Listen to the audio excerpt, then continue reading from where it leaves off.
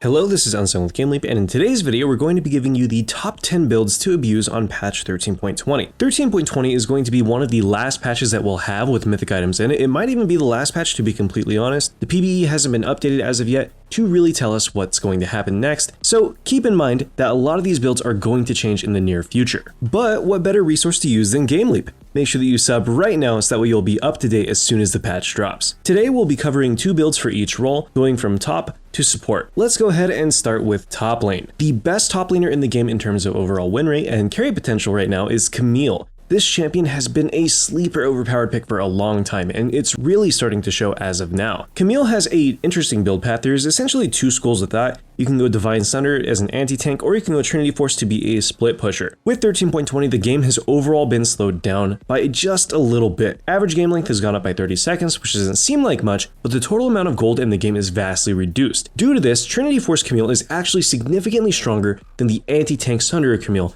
but of course anti-tank Camille is going to be stronger into tanks. What's most important on this champion is that we focus not on our lane phase and instead what we're going to be doing out of lane or in the mid game. For these reasons, I would instead recommend a split pushing Camille build. Hullbreaker is definitely a point of contention amongst riders right now, so we want to try to slot this into our build as early as possible. So let's go ahead and break down the build. We're going to rush a Trinity Force or a Divine Sunder, but only if we're against the tank. Then we're going to go Resistance Boots of our choice, followed immediately by a Ravenous Hydra. Ravenous Hydra is incredibly strong on split pushing champions like Camille because it allows us to top ourselves off between waves. Then immediately after is when we want to slot our Hullbreaker. It is important that we don't wait until later into the game and that we buy it here so that way we're actually able to impact the game. Once we hit this 4-item point, there's essentially not a single champion in the game that can realistically stop us in the side lane, even if we tank their entire combo. But Camille has the added benefit of being able to use hookshot on a wall to get out of any sticky situations. Our last 2 items in this build are going to be situational, and the best 3 items to slot into this 5th slot are going to be Maw Malmortius, Sterix Gauge, or Spear of Shojin, based on your game. Go Spear if you want to stay on the enemy team as often as possible, Sterix if the enemy team has not so much heavy AP, and if they have super heavy AP, then we can go Maw. It's good to remember that Sterix is also a viable item into heavy AP champions as well. Due to just how large the shield is, it does give you a super high amount of effective health. For our last item, we can go Guardian Angel or Force of Nature depending on our matchup. Our next best champion for top lane is surprisingly going to be Garen. The 13.20 changes haven't really hurt Garen. As a matter of fact, they've massively helped him. His time to kill is still about the same, and the weakest aspect of him, requiring time to scale,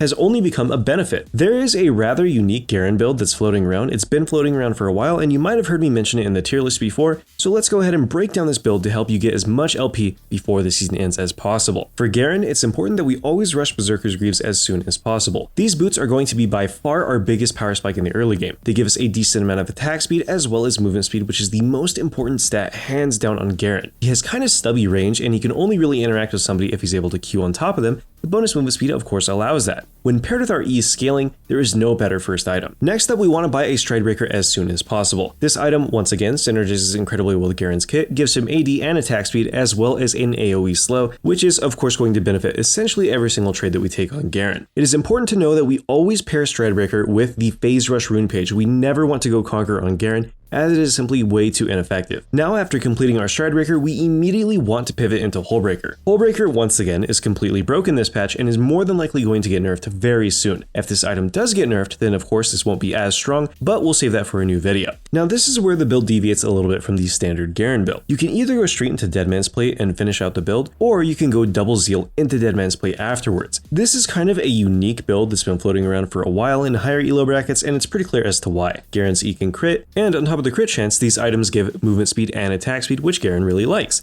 This is making you basically uncatchable in a side lane, as well as making you pretty durable once we actually pivot into our Deadman's Plate later on. We can of course sell a Zeal if we want to in the ultra late game, but generally what we want to do here is rush all of our movement speed components and then finish a Deadman's Plate next, go into a Mortal Reminder, and then either sell our last Zeal or turn it into a Phantom Dancer. Of course, Guardian Angel is a fantastic 6th item on this champion as well. Just a quick reminder, if you want any tips for any of the champions listed in this video, make sure that you head on over to GameLeap.com, where I have spent hundreds of hours crafting the best courses or players like yourself to use and abuse. Our library is constantly being updated with the best possible information that we could find to ensure that you stay ahead of the game. I'll see you on the site. Now that we covered our two top laners for the patch, let's go ahead and talk mid lane. Mid lane is being completely dominated by hyperscalers at the moment, Orianna and Kassadin being the best too. Kassadin is in a uniquely strong position because his build hasn't really deviated at all. We always want to make sure to buy a Tear of the Goddess on Kassadin on our first back as well, so that way we can build our item later on. We're still going to be rushing a Rod of Ages or Ludens depending on our matchup, followed by an early pair of Sorcerer Shoes.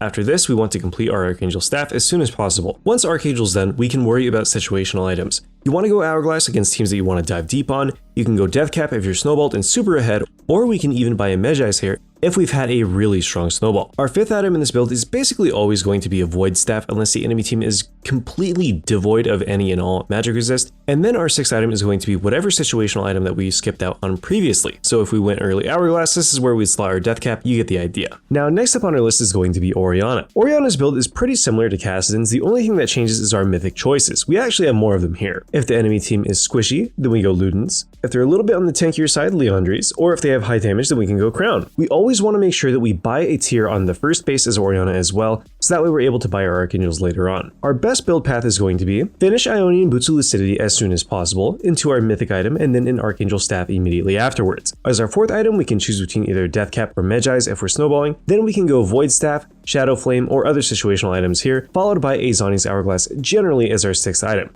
This will make us very hard to kill and do an insane amount of damage with a decent amount of haste. All of Orianna's strength is tied to good ball positioning though, so it doesn't really matter what items that we build as long as we're able to get an effective ultimate off at any stage of the game. Next up on our list is going to be AD Carry. AD Carry is kind of in an awkward spot at the moment simply due to the fact that crit itemization is really terrible. That being said, one champion has been completely overbuffed by Riot, trying to shoehorn her into the meta, and that is going to be Jinx. This champion's build path is really simple, so let's go ahead and get right into it. Much like Garen, what Jinx values most is going to be movement speed as well as attack speed in the early game. She has no gap closer and is incredibly positioning reliant, which makes movement speed so much more valuable on her. Directly after finishing our Berserker's Greaves, we want to go into Kraken Slayer. Kraken Slayer is of course the best crit DPS item if we're allowed to freely get off auto attacks due to its unique passive. Next up, we want to go Infinity Edge, for the sheer amount of crit damage we'll be able to pump out. Our fourth slot is largely going to be Runons in the majority of our games, unless we're against a super beefy enemy team, in which case we can opt for an LDR here. Our fifth item slot is then going to be LDR or Bloodthirster if we have already bought an LDR beforehand. And then our last slot is of course going to be a Guardian Angel. This is simply a mandatory item on high damage carries in the ultra late game. Our next pick for AD carry still has to be Kai'Sa. This champion is completely imbalanced with one build in particular, and that is going to be the Umbral Glaive Rush build. The reason that this build is so strong is because we hit triple evolution as soon as possible in the game, while also having cheap and effective power spikes. With Kai'Sa's evolved Q, you'll end up doing around 70% of somebody's HP with just the isolated Q alone. This is ridiculous, and it only gets better as we get more items. Our second item in this build is going to be Berserker's Greaves, because once again, we want to hit that evolution as soon as possible, and then we follow it immediately with a Duskblade. If you're a player that really values the Q evolution as soon as possible, we can also buy longswords and enforce this without finishing our boots first. What's most important is that our fourth item, we buy a Gnasher's Tooth. This item by itself will give us our AP cap for our evolution, and will also be the crux of our AP damage. Then we can immediately follow this with a Death Cap to ensure that we're going to be slapping for huge amounts of damage on each and every W, and then our last item can be a Zhonya's Hourglass, so we don't have to worry about being dove, and we can also dive the enemy team very aggressively with the Zhonya's active. Now that we covered bot lane, let's go ahead and talk about the jungle. There are two lethality champions that are utterly dominating in essentially every elo right now, and it's very clear as to why. At this point, it is no secret that Briar is overpowered, but there is one build that stands above the others, and that is going to be Lethality Briar. For this lethality build, we can either choose between going Duskblade or Eclipse based on the enemy team. Eclipse is far better for dealing as much damage as possible, whereas Duskblade is a little bit stronger when it comes to survivability in teamfights and skirmishes around things like Drake. If we snowball ultra hard, instead of going for a mythic as a first item, we can go Collector and then immediately finish our boots as our second item. Regardless of what we do, our build path is going to be generally the same, where it's going to be Collector if we snowball, Boots, and then our mythic item afterwards, or mythic item, Boots, Collector afterwards. You get the idea. This next item, however, really turns this build from being an average lethality build into being an extraordinary lethality build, and that's simply due to how strong Briar's ultimate is. If we get an Axiom Arc as our fourth item, the game is essentially going to be over before anybody else gets the chance to scale. Briar's ultimate has an exuberant amount of free stats tied to it, so we want to ensure that we have as much uptime as possible. Now, if the game goes later, which it really shouldn't, we can choose between going Lord Dominic's Regards, Cleaver, and then Guardian Angel as our last 3 situational items, and then of course we can throw in a Maw if the enemy team has a heavy AP threat. Just make sure that you run Hail Blades with this Lethality Briar setup. Alternatively, if you haven't seen the normal build, then we can go Stride Breaker or Gore Drinker as our mythics of choice, followed by Resistance Boots and then a Black Cleaver, which we can then round out with a Sterix Gauge, Death Stance, and then a Guardian Angel in order. Next up on our list is going to be Graves. Graves has seen a monumental spike in win rate due to 13.20, and it's using a weird build for this patch. Because snowballing has been nerfed so heavily, you would imagine that lethality builds aren't going to be as strong, but Ghostblade into Collector Graves is really making a show. After we finish these 2 items, we want to finish our boots into a Black Cleaver, an LDR, and then a Bloodthirster in order. This build is very strong if we're ever able to get a lead, which we're going to be able to 99% of the time against most of the junglers that are viable. Graves has such an easy time because he's able to invade about 90% of the current jungle roster without any real consequence. The jungle clears are so slow that Graves gets to have a field day in the enemy's jungle essentially the whole game. Every item in this build only supplements Graves' already strong scaling more and more and more until he hits critical mass. There is no better itemization at the moment for this champion. And now that we've covered our junglers, let's go ahead and talk about our support champions. Thresh is without a doubt the best support in the game when it comes to skill expression. There is no other champion that can do it like Thresh, and it's pretty clear as to why. The best builds for Thresh are actually not really meta at the moment because they're simply incredibly slept on. This itemization, however, is completely overpowered if we use it with the Guardian rune page. We have to make sure that we take Guardian to get the most value out of this page, or else we're just going to be shooting ourselves in the foot. We want to rush Ionian Shoes on Thresh instead of Mobies, but Mobies are still good for roaming if we need them. Next up, we want to go Locket or Radiant Virtue depending on the amount of gold that we have. If we're super rich, then Radiant is the better option, but Locket is super cheap and allows us to get a strong spike in the early game where we need it the most. Following our boots in Mythic, we always want a Redemption on this champion simply due to the amount of damage that it applies to the enemy team and the healing that it gives us in the mid game where Thresh is most effective, and then we'll follow this with a Zeke's. This item will ensure that our AD carry is going to be strong in every single skirmish once paired with Redemption. Then we can finish a Ward Stone if the game ends up going that long, and then we can look for something like a Chains that's a 6th item